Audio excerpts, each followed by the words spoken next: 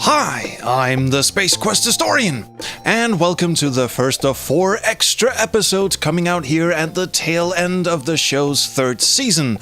I gotta tell you, making this season was an utter blast. We've had everything from a flesh-eating King Graham to an owl screaming a raucous black metal song, not to mention some great input from the usual suspects, my good friend Professor Jess Morissette, the always helpful Serena Nelson, not to mention the many great talents of the game dev world that have graced the show with their presence in the interview segments, and Pete Tolman was there too, yeah. We were also joined by 3 distinguished gentlemen of the musical arts, those being Brandon Blume, who's done the soundtrack for Himalaya Studios' Mage's Initiation, James Mulvale, who did the soundtracks for Infamous Quest's Quest for Infamy and Order of the Thorn, and Ken Allen, who did the soundtracks for God knows how many computer games back in the 90s, including The Colonel's Bequest, King's Quest V, and yes, Space Quest 4. These 3 lovely people chatted with me about everything and nothing with regards to making music, and that conversation ran a bit long. It's really the reason why there's now 4 extra episodes of this podcast coming out. There are 4 extra bits of this discussion left that didn't fit into the season itself, and now I'm just, putting those out. But that's not all, as they say in a very dramatic voice. There's also some extra content coming out in these episodes, in the form of a friendly chat with game designer Francisco Gonzalez. You may remember him from such Wadget Eye Games titles as Shardlight and A Golden Wake, about whether or not the Space Quest series holds up today. So those 2 segments are coming up, well, right now, in fact. In the coming episodes, I'll probably chat a bit more about the making of the 3rd season of the show, but I don't want to take up too much of your time right now, so let's just get right in there and catch up with the 7th installment of our music chat with Brandon, James, and Ken. Take it away, gentlemen.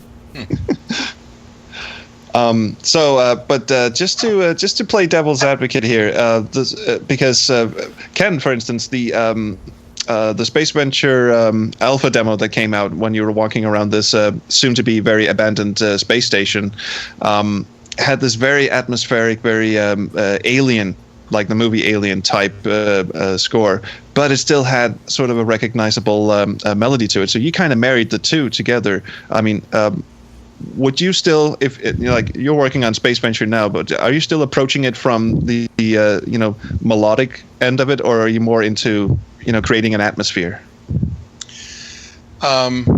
Old habits are hard to break. I'm still using melodic textures, in part because I started writing music for games when music was another character, and sound cards were like the new thing. So we took full advantage of it.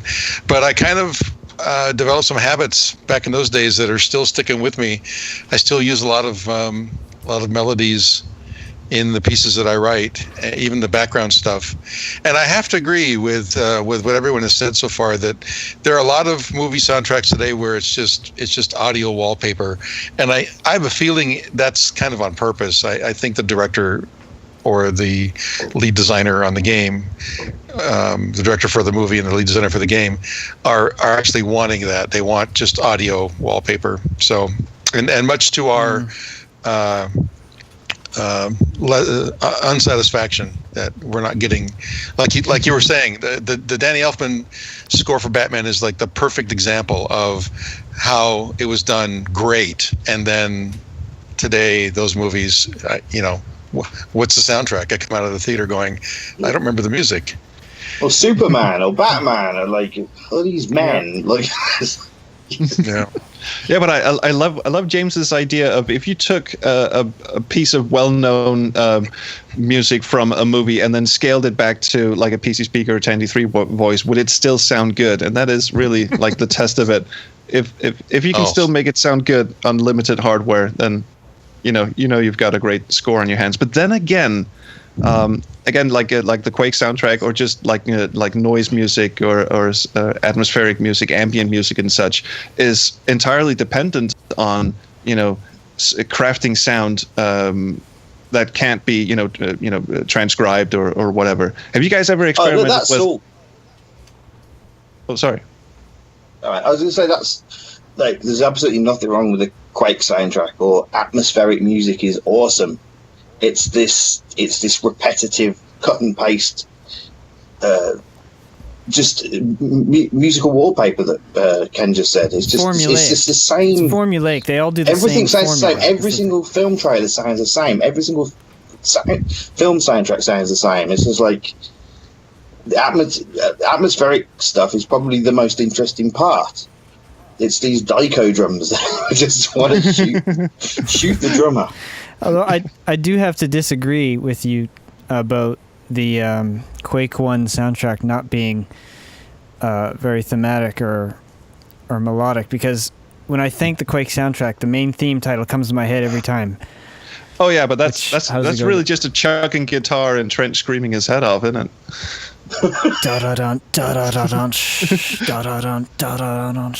But it's memorable. Yeah, it is, and it's in a weird time signature too. I love that. Oh, that was actually my question. I was first I was going to ask if you guys have had any experience just making like noise or atmospheric stuff, and what did you use to do it, or have you just stuck with composing in the classical sense? I forgot to point the mic at someone. James. The first thing I could think of was the swamp in Quest for Infamy. I found a sample of some insects which were buzzing in a particular key, and I wrote music around that. So it was like they were going. So I found the note that these flies were buzzing at, and I kind of just put these swelling chords over the top of it, so that the flies are actually in the music. It's not a separate sound effect; it's actually part of the track. And that was just really fun. It was just like I can't really think of anything else offhand.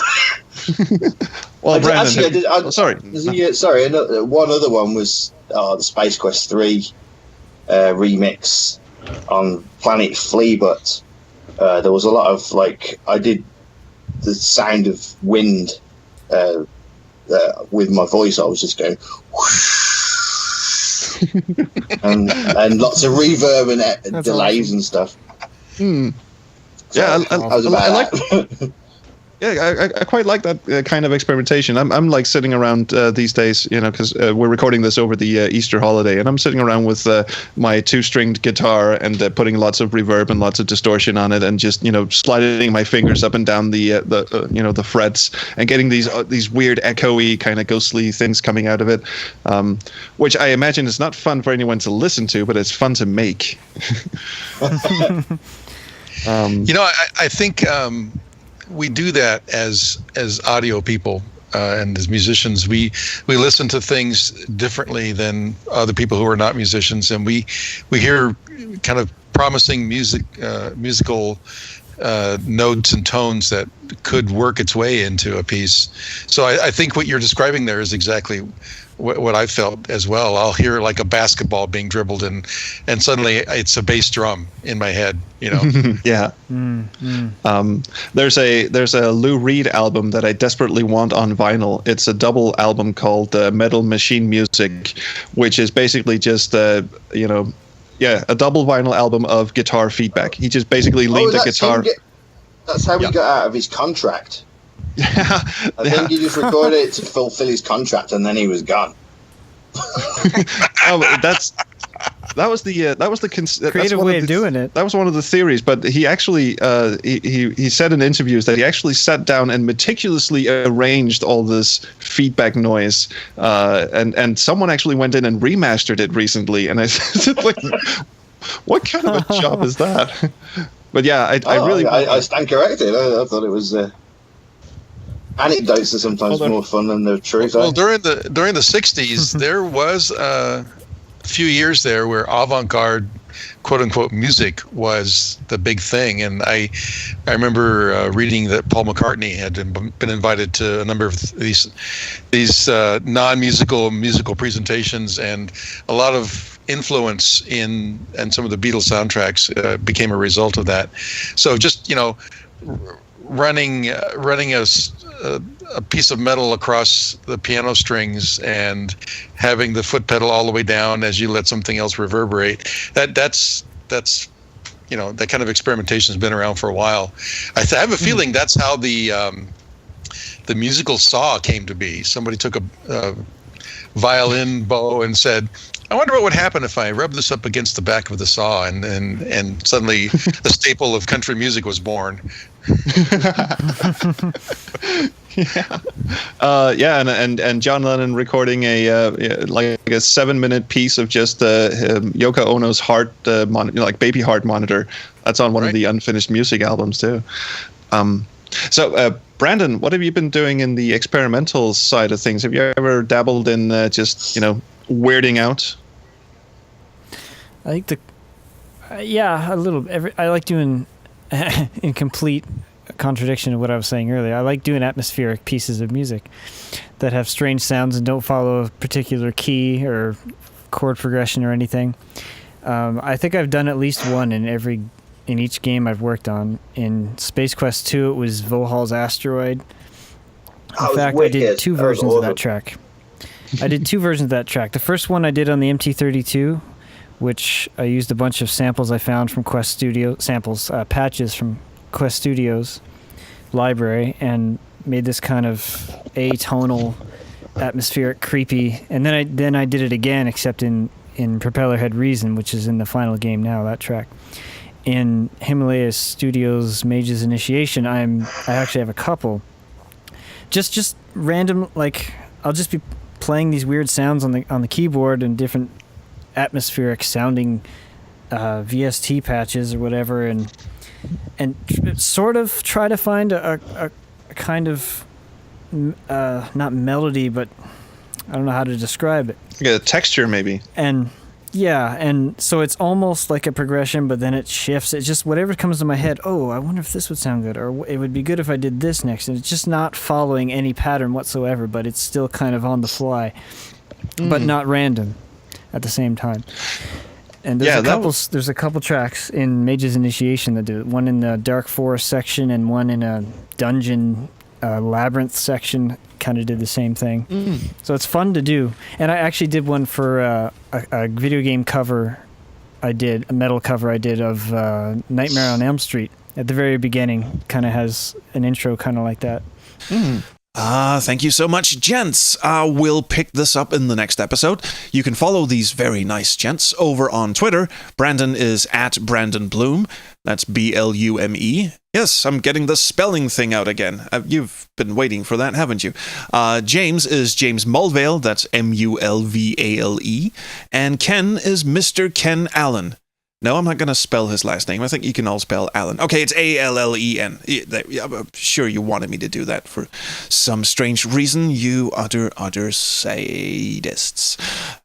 But now, let's turn the mic over to someone who has a bone to pick. Throughout this season, we've heard from game designers talking about their design philosophies and what they do to make their games special. We've heard from horror masters Natalia and Isaac of Kill Monday Games and Agustin Cortez of Senscape.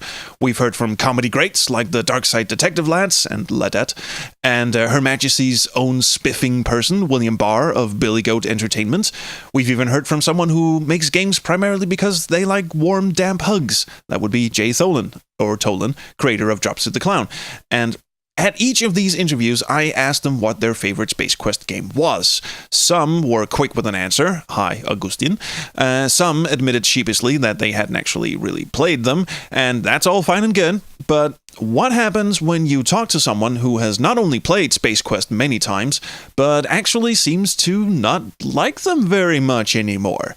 Well, that's what happened with my good friend Francisco Gonzalez, who recently sat his girlfriend down to play through the entire series, and he was struck by what he perceived to be a number of very grievous design flaws. So, naturally, like any normal, sane, rational person, I called him up and asked him just what the hell his problem was. So what follows now is part 4. Well, actually, no, it's part 1 of 4. Great outtake there. Is part 1 of 4 of a friendly but incendiary chat with a shirtless man. No, I'm not going to retake that. That was fine. What are you looking at? Part 1 of 4 of a friendly but incendiary chat with a shirtless man. And I'm actually serious. He was not wearing a shirt. I know because he sent me a Snapchat afterwards. No shirt, none. He's a damn handsome gentleman, I must say. But yeah. Anyway, this is part 1 of 4 of that chat. Here we go. So I'm just crossing my fingers that this will all work out beautifully. Okay. Well, I hope so too. Yeah, me too. Otherwise, let's just have a pleasant chat. Yes, let us. In fact, are you ready to throw down, sir? I am ready. I got the boxing gloves on or off or whatever. However you're supposed to do these things. I don't know. Neither I have never been in an actual fight. I've been in plenty of virtual fights, but never an actual fight. I never have either. So. Well, that's a good. Oh, and thank you for getting up at this ungodly hour of the morning, too. Oh yeah, sure, no problem. I went to sleep at like almost 3 last night, and I was like, oh crap, I have to record tomorrow. So I set my alarm. So it's a good thing I did. Like 3 in the morning, like you. 3, yeah. 4, 5, 6, 7, 8, 9. So you got like 6 hours of sleep. Yeah, basically. Okay, well. It's all right. I'll just take a nap after we're done. Advantage Denmark. Yes. Okay. So yeah. You sent me an incendiary Snapchat a couple of days ago, where you had laid out all the Space Quest boxes and proceeded to either waggle meh over them, or give them the thumbs up, or give them the finger. And I seem to recall only one of the games actually got the thumbs up. Yes, that was Space Quest 5. What, pray tell, why was that? Well, where do you want to begin? Do you want me just tell you how I feel about all of them, or what, or how are we doing this? That's actually a good question. I think I did have my first inclination was to have like a list of like go through each of the games one by one, and then I figured because we're probably going to be spending an awful lot of time on 4 and 5, and not so much on the others. I got plenty to say on the others too. Oh, really? Well, maybe maybe that's the way to go. Maybe we can split this up into 6 bite-sized little chunks. Do it. All right. Well, the background for this, anyway, is that we had a little lovers' quarrel over on Twitter, where you were replaying the Space Quest games recently, and and I am the Space Quest historian, so of course my infatuation is all-encompassing, and yours not so much. Well, I have noticed that as I've gotten older and I have begun making games myself, I tend to look at the classics of yore with a slightly more critical eye, which I want to clarify from the get-go. I don't hate Space Quest. I still find lots of value and fun and enjoyment out of the games.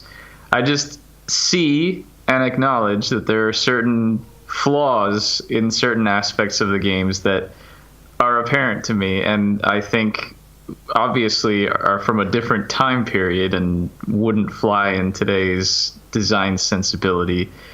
But I do think that ignoring them is not a good thing, which is why I'm here to shout about them.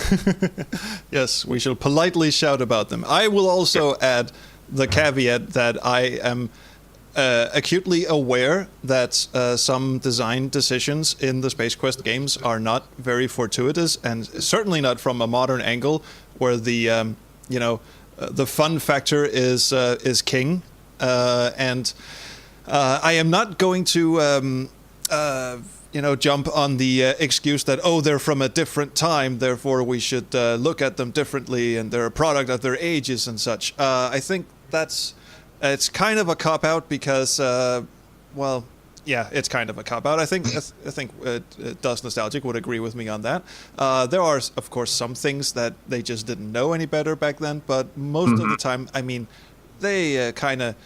So what I'm going to get at instead is that the spirit of the games is what you have clearly missed, sir, and and try to educate you in the whims of why what we would otherwise perceive as grand miscarriages of adventure game justice, are in fact fun and should be appreciated when it comes to Space Quest. Oh, I'm not arguing that the games aren't fun, and certainly we've talked about in other podcasts and stuff. It's not just Space Quest that's at fault for faulty design decisions. I mean, we could throw King's Quest under the bus as well. I would love that. But I mean, we could throw King's Quest and all the other series too under the bus for the one thing that I was particularly focused on, which is just the narrative aspect of the games. But we can talk about their their fun factor as well. That's fine. Yeah, well, I think throwing the other series under the bus, King's Quest, Quest for Glory, Police Quests in particular, it's that's all fine and good, but none of those have the. I'm just going to go ahead and say it. This was the crux of the argument, in fact, was the punk rock spirit of the original 1 to 4 of Space Quest. And while Space Quest 5 is a great game, I'm not denying that it is one of the best designed comedy space adventure games. Mm-hmm. It is not, in fact, a Space Quest game. Wow, so those are some harsh words right there. Yeah. All right. We have to stop being polite at some point. All right. Well, then, please, Mr. Space Quest historian, please tell me in your definition what constitutes a Space Quest game. Wow. How long do you have? All day. I'm working right now, so just go ahead. I'm listening. All right. Maybe I can put you to sleep. Maybe. I think what counts as a Space Quest game is, well, first of all, the obvious. It's the product of two like-minded but very different people. And once you take one of them out of the equation, then you're left with a sort of amputated product. I understand now. This is true for 5 and 6. Right. That's not all of it, though. What's clearly missing from 5, again, a wonderful, wonderful game, and from 6, also a wonderful but not quite as wonderful game, is this palpable coming together and also tearing at each other thing from the first 4 games. Because you have a very visually oriented and graphically beautiful style from Mr. Mark Crow, and you have the acidic, don't give an absolute fuck sarcasm of Scott Murphy. And if you remove one or the other, I mean, in 5 you remove Scott, in 6 you remove the Mark, you get a very, very different kind of product. So the punk rock spirit that I keep invoking, and I'm going to keep invoking it throughout the entire call, is this once the two of them get together in a room, sparks fly, and not just in the romantic sense. Something comes out of it where they just, in this gestalt entity together, it just becomes this rail against the established kind of thing. You have which is to say, against Roberta and Ken and King's Quest. Yes, and that was the impetus of the first Space Quest game, was what can we do to take the absolute piss out of King's Quest, a game that thinks of itself so highly and is so chivalrous and all of this jackass nonsense. Right. So you make a game where your main character really doesn't care about what's going on, just wants to get back to sleep and dies at every turn, but the deaths are jokey. Exactly, and moreover, doesn't really care about its main character. Although you could argue that the player has to put himself in the shoes of the protagonist, so you have to care somewhat. But moreover than that, the game doesn't actually care about you, the player. It's one of those either you get it or you don't. I mean, sure. If you go to a punk rock concert, if you're not getting it, then you're probably not going to be having a very good time, because then it's just caterwauling and people beating each other up, seemingly. But it's not. It's I suppose you could call it kind of a group mentality kind of thing. I mean, either you're in it or you're not. But that's very much what Space Quest is to me. Okay. So well, your rebuttal, sir. My rebuttal is. You said, but he. We're adults. Yes. Well, I see what you're saying. I understand this, but I would like to present the argument that that stuck out to me the most, that I realized when I replayed the first 4 games, and I'm currently going through 5, and I started playing 5 the other night. I finished all the other ones in one sitting. 5 is taking a little bit longer because, well, first of all, because I'm actually letting my girlfriend play it rather than me just playing it for her and showing her stuff. Because I have a clear bias towards 5 being the best one. Ah, yes. But also because we started late and we got as far as the encounter with WD-40 on Kiss Your Ass Goodbye. Haha, you said, etc. And yeah, and I mean already. Oh, hang on, there's street cleaners outside. Very appropriate somehow, in fact. Yes, somehow it is. It's janitors. The one thing that sticks out to me and that I noticed the most is how Space Quest 5, more than any of the other games, because I'm not discounting 1, because 1 actually does have a story as well.